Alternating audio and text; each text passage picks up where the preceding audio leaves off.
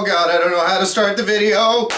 How's it going, guys? Today I want to talk about a brief introduction to improvising.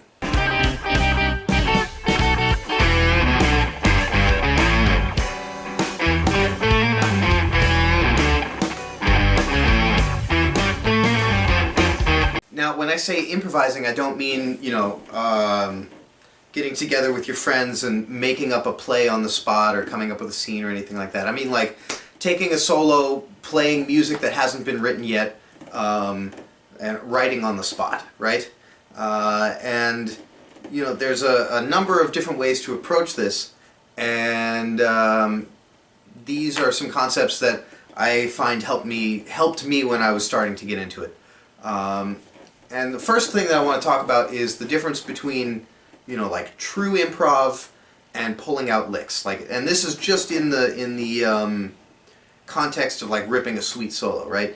And when you're soloing, it is a mix of both. When I was in college, I used to get on my professor's case all the time, and like, mind you, this guy was a Grammy award-winning guitar player from Spyro Gyra. So I'd get on my teacher's case all the time about like, oh, you're not taking licks, and like if you're like coming up with licks on your own and then playing them, that's not real improv. And what I was missing was that the improvisation when you're doing that is where you place the licks and how you place them, and it's actually really good. You gain a much better understanding of your scales and of phrasing and all these sorts of things by coming up with a bunch of licks on your own beforehand, and then learning how to incorporate them into your solos here and there, and how to vary them, and eventually you kind of reach a place where it's not really one or the other anymore. It's all just the same thing of music now. And that's what you're coming up with. But these concepts are going to be, the like first couple of steps, early concepts, easy concepts that'll just like get you going right away. So let's get to it. So all of these are going to be backed up by exercises that you can find on my Patreon page. Just head over to patreon.com/jgoldbergmusic, and you will be able to see a whole bunch of exercises and scale shapes and stuff like that that go right along with this. So, let's get started. Step one is recognizing your scale shapes. Today we're just going to be working primarily out of the minor scale shape, just like that. I think that the minor scale shape is a great shape. All of these concepts apply to all shapes, though. So let's get to it. So the first thing is recognizing your scale shapes, right? I know that when I play this particular shape or pattern of notes, I'm in the natural minor scale. Step two is, after you've recognized your scale shapes, you want to start coming up with creative and interesting pathways through them. And one way to kind of jumpstart this is learning your scale shapes in different intervals, right? When I'm playing them straight, I'm going up in seconds, right? It's a major second in the first note, and then a minor second, then a major second, minor second, major second, and major second again. So on and so forth all the way through the scale. You should learn them in thirds, fourths, fifths, sixths, and sevenths if you can, and that will help you understand the different intervals and the different intervallic leaps that your scales will take. So, checking them out in thirds,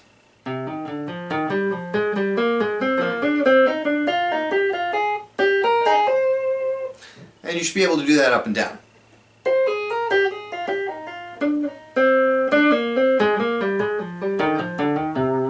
Now, let's do it in fourths.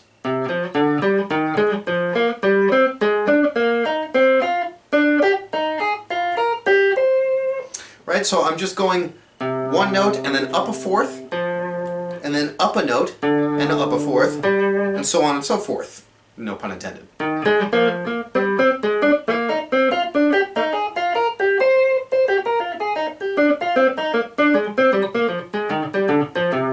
And you can do that for every interval. Fifths.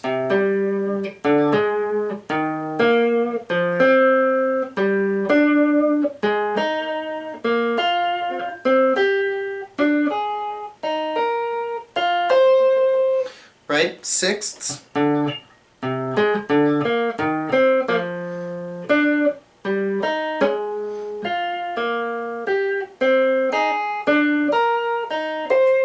Sevenths.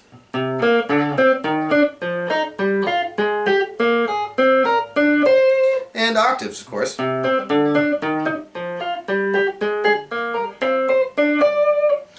And, you know, this by itself is not creative, but it gives you a better understanding of the scale. And then, as I said, this will help jumpstart you into making creative pathways, because what you can do then is just mix and match the intervals that you go through the scales with. This example is going to be a mix and match of thirds and fourths. And to break that down, you can plainly see the intervals at play. Third, third, third, third. Now I go up by a second, but back up to third, third, and then up by a second, down by a fourth, fourths again, but down a whole step, and then fourths again, down by a third, and then walk down. Right, so I'm just mixing and matching different intervals, going up and down in a single quadrant's worth of notes, and I get this like neat intervallic lick out of it.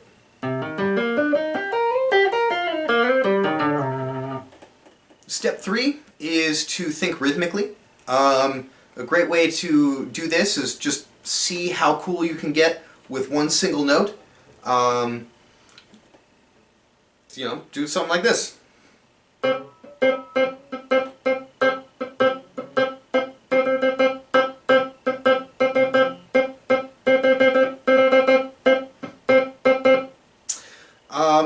Pretty simple, right? You try and make a single note as rhythmically interesting as you possibly can. And that's the base of the concept. And then, once you're in that kind of rhythmic mindset, you can take that and you know, apply that to your scale, you know, going up and down the scale or going through in interesting interval combinations like we had mentioned before.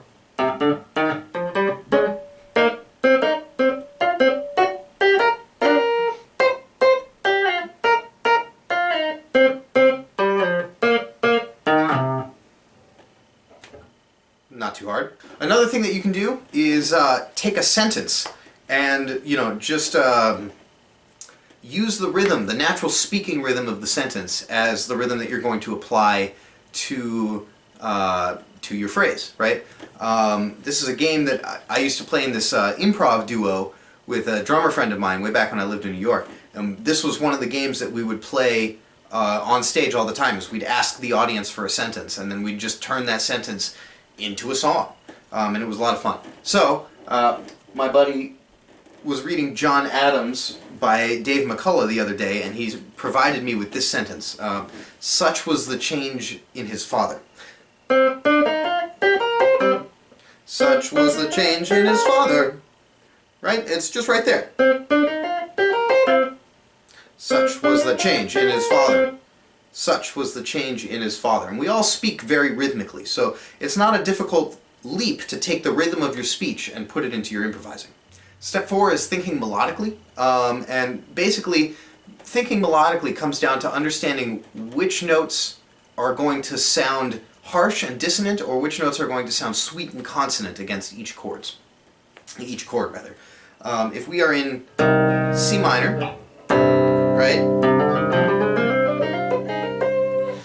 You'll usually find, actually not even C minor, what you'll usually find is that the sweet consonant notes are the root, the third, the fifth, and the seventh of each chord, with the root and fifth being the most consonant, but the third and the seventh being the most detailed, in that it gives you, you know, what kind of chord it is. A minor seventh chord is a minor seventh chord because it's got a flat 7 and a flat third, whereas a major seventh chord is a major seventh chord because it's got a major third and a major seventh, and a dominant chord is a dominant chord because the third is a major third and the seventh is a minor seventh, right? But those are going to be the most consonant and sweet notes, right? Whereas something like the 2, 4, and 6 notes in the scale are going to be the most dissonant and you know, the most harsh notes that you can come up with.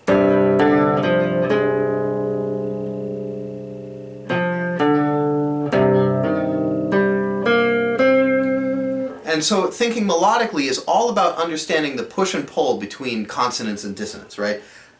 You might want to create dissonance just to resolve it, or that's basically what you want to do. Is it's a move from consonance into dissonance and then resolving it back to consonance.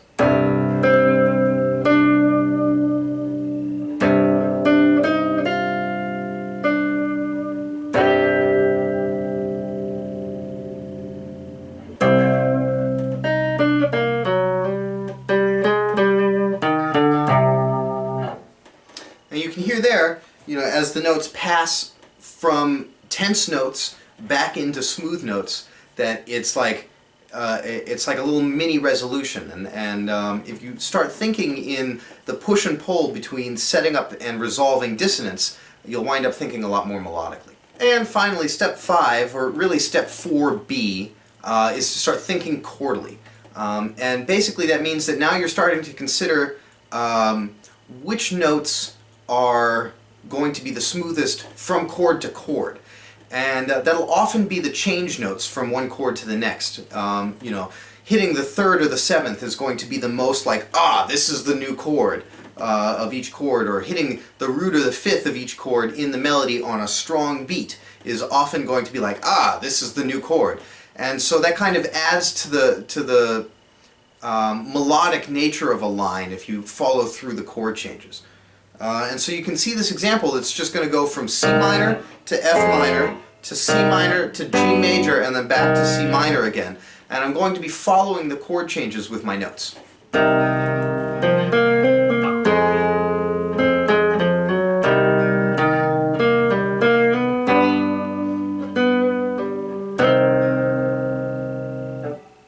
So as we pass through these chords, you can see exactly what I'm talking about. I'm starting on a C, on the C minor, and then when I get to F minor, I'm on the A flat, which is the 3rd, and I play a G on the C minor, and I lead up to it through tense notes, and then resolve it to that G right on the downbeat. When I get to the G major chord, I'm playing a D, which is a 5th. I play the G major arpeggio and then back to C on the C minor. And so I'm passing through tense chords, or tense notes over the chord, and then resolving it on the downbeat, on strong beats, to very consonant notes. And it helps add to the melodic nature of it. So these are just a few concepts. There's a lot more. When you get into more advanced things, you can have a lot of fun. Like one game that my improv duo used to play is play the object, or describe the object, right? And so we would pick an object in a room and give it an emotional context and then play what that object was feeling. There's a million ways that you can approach stuff. It's a lot of fun. And these are just a few concepts, and they're not standalone concepts. They're all different lenses to look at the same topic. And so what you should do is you should take these and you should really incorporate them and digest them and understand them, and then start to mix and match them. And that's where the real beauty comes out, is not when any of these are just on their own, but when you're putting them all together and they all become part of the same thing. Then you're really getting into some cool improv stuff. Anyway, I hope that helped. So with that, keep exploring.